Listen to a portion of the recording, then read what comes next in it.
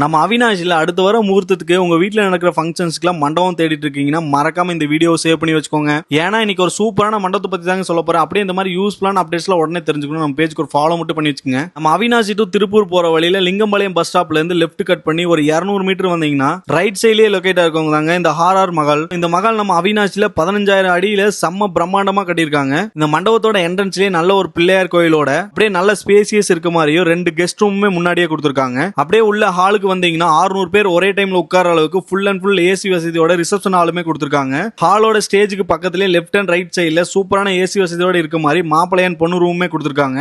அப்படியே ஹாலுக்கு பக்கத்துலயே 200 பேர் ஒரே டைம்ல சாப்பிடுற மாதிரி டைனிங் ஹாலுமே பக்கத்துலயே கொடுத்திருக்காங்க. அப்படியே டைனிங் ஹால்ல இருந்து வெளியே வந்தீங்கன்னா பெரிய கிச்சன் செட்டப்புமே உள்ளே கொடுத்திருக்காங்க. அது மட்டும் இல்லைங்க, சுத்தி நல்ல காம்பவுண்ட் சேஃப்டியோட பெரிய கார் பார்க்கிங்குமே கொடுத்திருக்காங்க.